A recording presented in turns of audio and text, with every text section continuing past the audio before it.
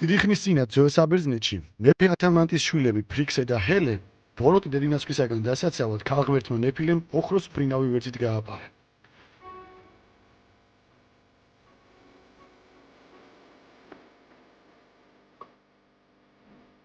როცა ეგეოსის ზღვას მიუახლოვდნენ, ჰელე ზღვაში ჩავარდა.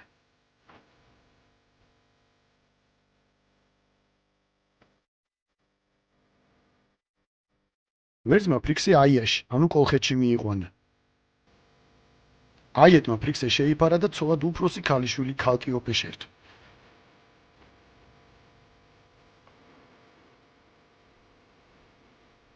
ვერძი ღმერთებს შესწირეს ხვერპლად, ხოლო მისი ოქროს მატყლიანი ტყავი მდინარე ფაზისის ნაპირზე დიდ მუხაზე ჩამოკიდეს და მცველად გველეშაპი მიუჩინეს.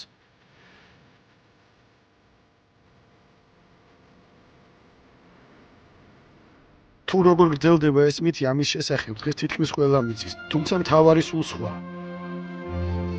როგორც მეცნიერები ამბობენ, ამ ლეგენდას შესაძლოა საფუძვლად სრულიად რეალური ისტორია ეთოს.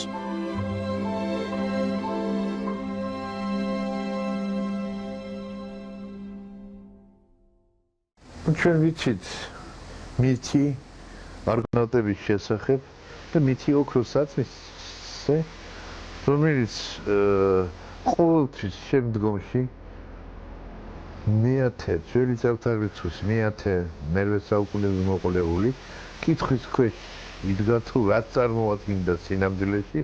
სხვადასხვა პასუხები იყო, მაგრამ ერთადერთი დასკვნა კი ის იყო, რომ ეს იყო ოქროს მოპოვებასთან დაკავშირებული რაღაც წესი. ფულსტრაბმა პირდაპირ კიდეც თქვა, რომ ეს არის სწორედ ოქროს მოპოვების წესი, ცხვრის ტყავის საშუალებით, რომელსაც გაფენენ მდინარეში და ამის საშუალებით იჭერენ ოქროს. ადრე ანტიკური ხანის ოქრომჭედლობა ისეთი ტექნიკური ხერხის გამოყენებით გამოიხატა, როგორც არის მოცვარვა. მოცვარვა ოქროს მცირე ზომის გრანულათა მარცვლების ცალკით ამზადებას და საოქრომჭედლო ნაკეთობის ზედაპირზე მისი საშუალებით მხატვრული ორნამენტის გამოყვანას გულისხმობს.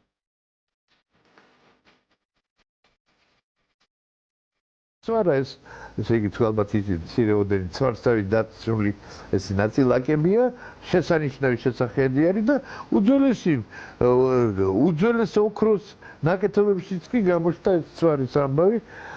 უნდა აღინიშნოს, რომ მაგალითად ერთ-ერთ წყაროში, ქებათა ქებაში, ერთ ადგილას, ერთ-ერთ რედაქციაში წერია, რომ ვერცხლსა წვრილად დასხმულსაო.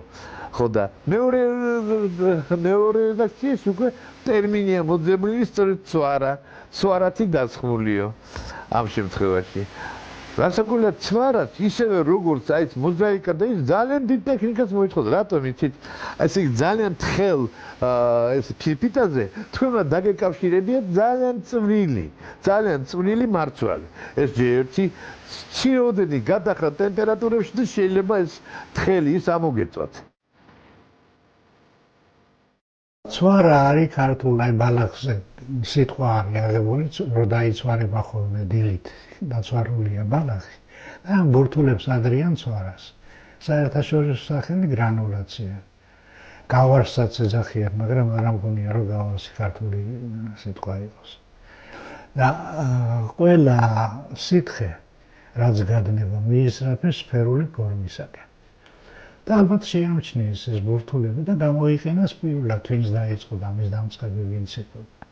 და როდის დაიწყეს ვერ გეტყვით, მაგრამ ტრუას ნივთების ასაკი არის 6500 წელი.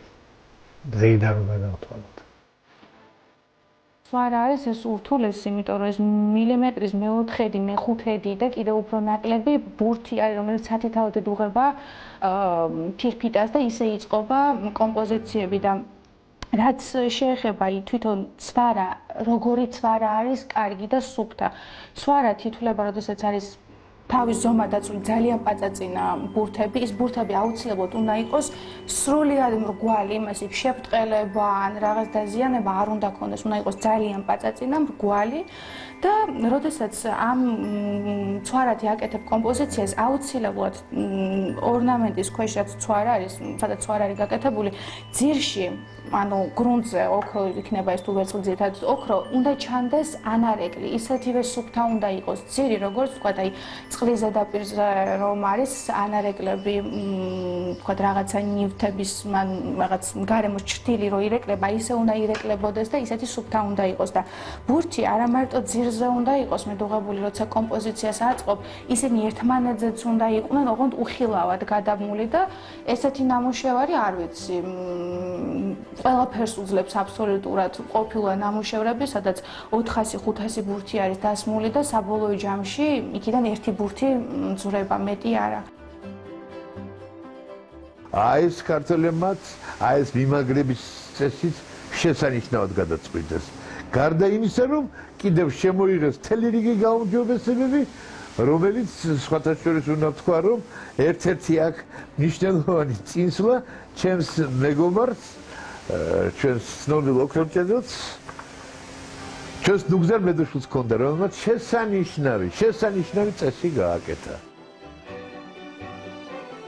დანაშიას მუზეუმის ოქროს ფონდში პირველად რომ ნახე ეს ნამუშევრები, გაოცებული ვიყავი, ახტაცებული ვიყავი უბრალოდ. ვანის გათხრებიდან არის ამოღებული დიდი ყელსაბამი არის. არ ვიცი მაშინ ეს კუ რაღაცის სიმბოლო იყო თუ რა დატვირთვა ქონდა. არის 31 კუ. გრძელი ყელსაბამი არის, შუაში არის დედა კუ და აქეთ-იქ 15 შვილი კუები შუაში ჩართული, ასე ვთქვათ, დუტს ეძახიან, როცა შიგნით ჰაერი არის ბურთებით. გაწყობილი არის ძალიან ლამაზი ყელსაბამი იყო, ეს გააკეთა პირველად მამას მეგობარი არის, ნუგზარი ძალიან დიდი ხნის და როდესაც უნდათ რომ რესტავრაცია გაეკეთებინათ ამ კუების ყელსაბამის, უთხრეს რომ ჯერ ნიმუში გვაჩვენე და შემდეგ მოგცემთ უფლებას რომ ეს გააკეთო. და გააკეთა პირველად ეს კუ, რომელიც ახლა ჩვენ ოჯახში არის და აღფრთოვანება დაიმსახურა სრულიად, იმიტომ რომ აბსოლუტურად დედანისგან განსხვავება შეუძლებელი არის. და ამ ტექნიკით ამის გააკეთება ბევრი იჩემებს რომ დღეს ცვარას აკეთებენ, მაგრამ აი ამ სიზუსტეს და ამ იდეალურ ფორმას ვერავინ ვერ მიაღწია ჯერჯერობით. სიტყვა ყოველთვის მიდის ზემოთ. ამიტომ ადგილები უნდა იცოდეს, სად უნდა გაახურვა. უნდა იცოდეს ფერი, რომელი ფერი არის უკვე მედუღებისთვის კრიტიკული, ამაზე ცოტა მეტი რომ გავახურო კიდევ გალღვება ეს. მე თუ არის რელიეფური, ეს ზედაპირი, რაზედაც უნდა მივაერთო რაღაც დეტალები. მაშინ იქ უნდა იცოდეს ძალიან კარგად, რომ თუ ზემოთ არის მოქცეული ეს დეტალი, ქვემოდან შეგიძლია დაიწყო, იმიტომ რომ სიტყვა მაღლა არის და შეამჩნია, რომ როგორ პოზიციაში მიაწოდო არის. ყველაზე რთული არის თუ არის რელიეფური და დაბლა გიწევს მეგობრობა, იმიტომ რომ სიტყვა იქ არ აჩერდება, მოდის მაღლა, ხო და ძალიან რთულია.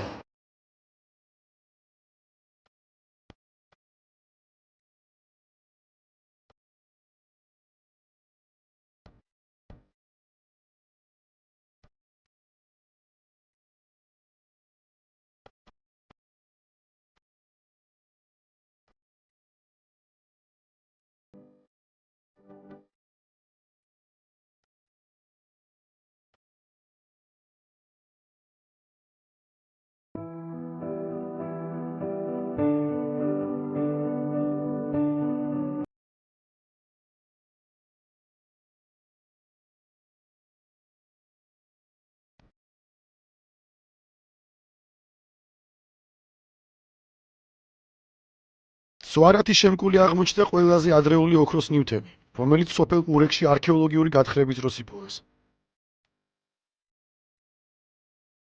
ეს ნაკეთობები ჩვენს წელთაღრიცხვამდე მერვე-მეშვიდე საუკუნეებით თარიღდება. შესაბამისად, თანამედროვე მეცნიერება ვარაუდობს, რომ ამ დროისთვის კოლხურ ოქრომჭედლობას უკვე ჰქონდა საკუთარი სტილი, რომელიც სვარას ფართო გამოყენებაზე იყო დაფუძნებული.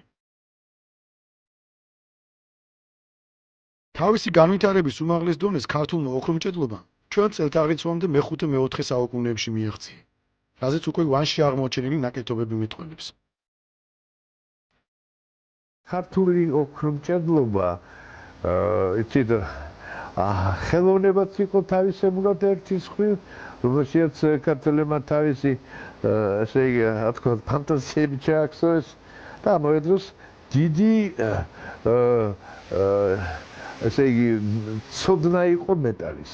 ამის გარეშე არ შეიძლებოდა თუნდაც ის პირობა, რომ იცოდეთ ოქროს მაგალითად, თუნდაც ამ შემთხვევაში, ან სხვა შემთხვევაში ცირეოდენი რაოდენობა თუ ოქროსში იქნებოდა ტყვია ან სხვა მინარევი, ის ყდომადია და აბსოლუტურად არ გამოდგებოდა. ამიტომ თავიდანვე იძულებულები იყვნენ ყველა ოქრო, რომელსაც კი მოიპოვებდა ოქრომჭედელი, პირველი ოპერაცია გაწმენის ოპერაცია გაეკეთებინა. რათა ყველა ეს მინარევი მოეშორებინა. მევატოვებ იმის შემდეგ ჩავავედეთ მჟავაში. მჟავა მოაცილებს ამ სპილენძის ისა გამონაყოფს. ხო და ის ზედაპირი უფრო მაღალ ტემპერატურული ხდება და ეს მეხმარება. ესეთი წვრილმანები უნდა იცოდეს ადამიანმა.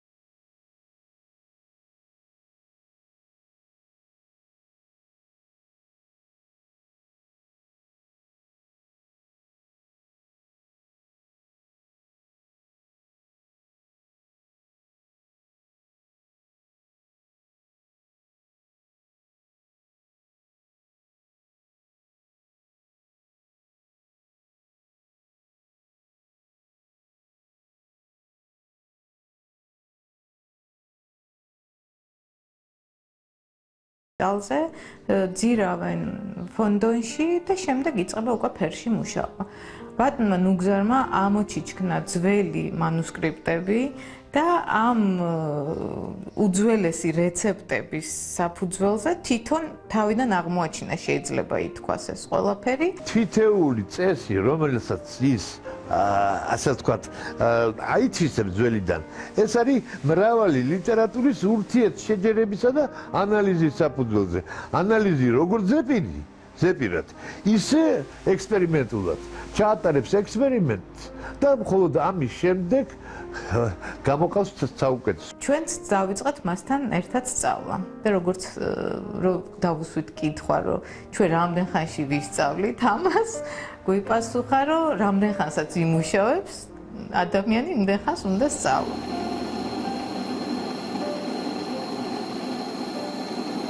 დავამთავრე ფერწერა.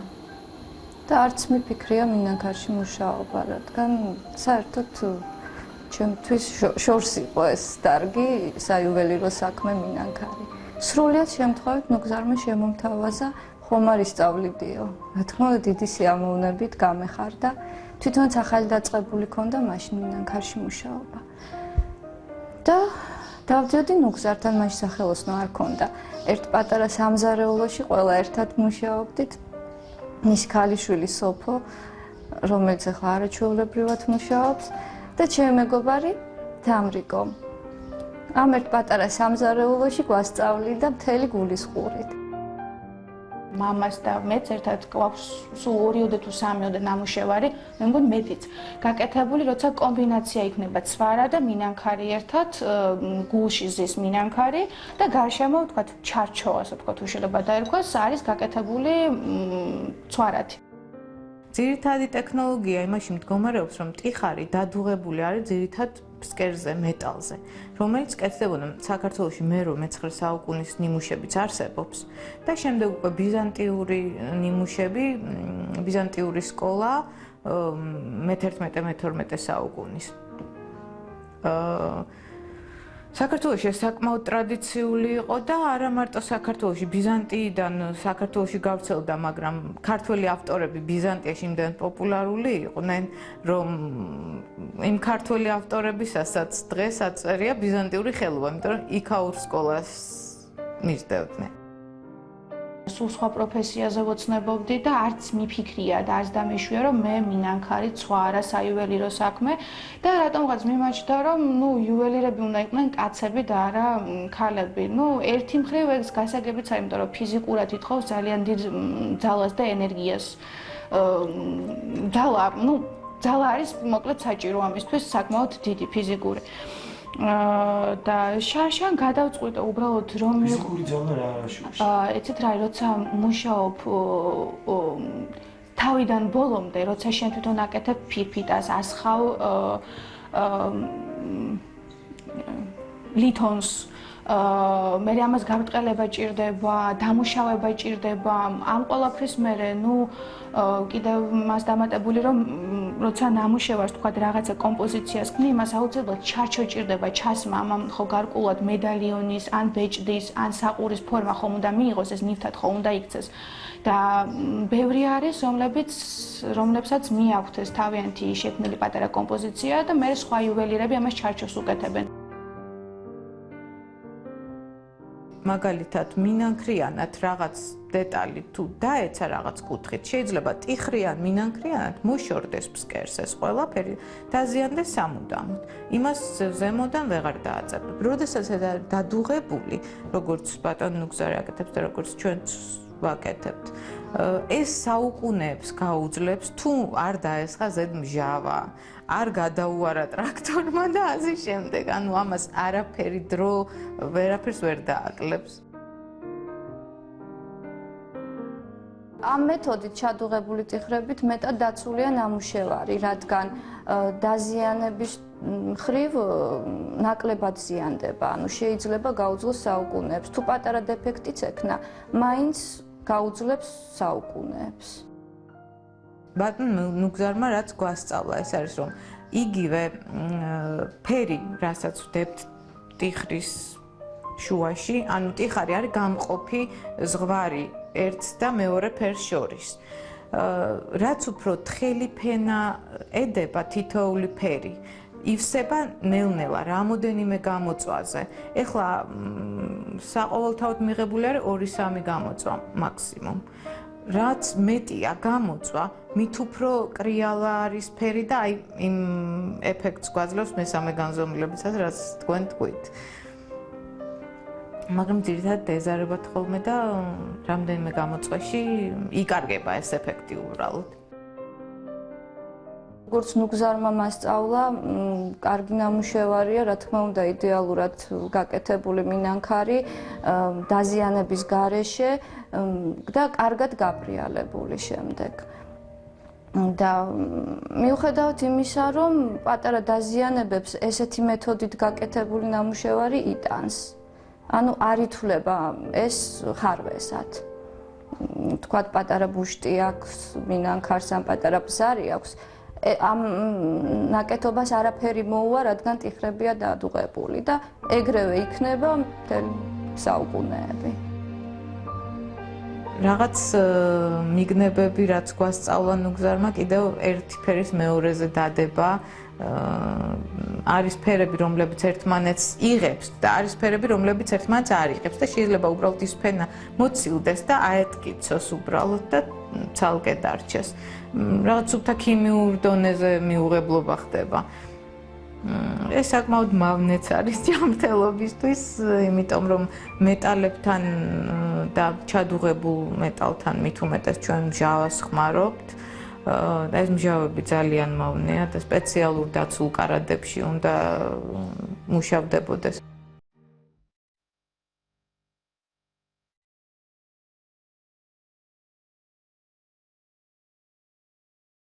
ჩვენი წელთაღრიცხვის მეორე საუკუნეში ერთ-ერთი ანონიმი ბერძენი ავტორი ამბობს, რომ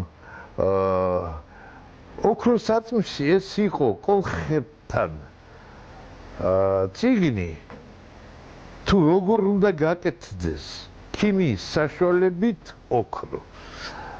აქ მე იმიტომ მოვიყვანე ეს ანონიმი, რომ საერთოდ ქიმიის მოხსენება პირველად სწორედ აი ამ ანონიმით იწყება. თვითონ ტერმინი ქიმია მეორე საუკუნეში გაჩნდა და სხვათა შორის ასე თუ ისე კოლხეთთან აღმოჩნდა დაკავშირებული. უნდა ითქვას, რომ სხვათა შორის თვითონ ქიმიის დაკავშირება ოქროს გამოდნობასთან და საერთოდ მეტალურგიულ ხელოვნებასთან ასეთი იმითი განხრით ჩვენ დიდებულ 6 მთაწმინდელსაც აქვს მე-10 საუკუნეში, როცა ის ერთ-ერთ თავის თხზულებაში წერს, რომ ქიმია ეს არის ხელოვნება ოქროს გამოდნობისა. უკვე ჩვენი წელთაღრიცხვის დასაწყისისთვის ნელა-ნელა ივიწყებენ, იმიტომ რომ როგორც ჩანს ეს სრულდებოდა ამალგამაზე, ვერცხლის წყალზე. უნდა მომწამლავი იყო ეს. ხო, დაცვის საშუალებები კი ჰქონდათ. დღეს არ შეიძლება ეს. ღია ადგილზე უნდა გასულიყვნენ და ზოგი და როუგეროს ქარი ისე დამჯდარიყვნენ, რომ ეს ორთქლი არის საშინელება. ორთქლი გაეტანა ქარს. პლუს კიდევ ნიორი უნდა ეჭამათ, ცოტა უნდა გადაეკრათ სასმელი. ხო და აი ესეთნაირად, მაგრამ როგორც ჩანს, მუშაობაში რო გაერთიანება შეიძლება ქარი ბრუნდება და რაღაცა ერთ წუთით ნელა-ნელა მთელ მსოფლიოში ეძლევა დავიწყოს.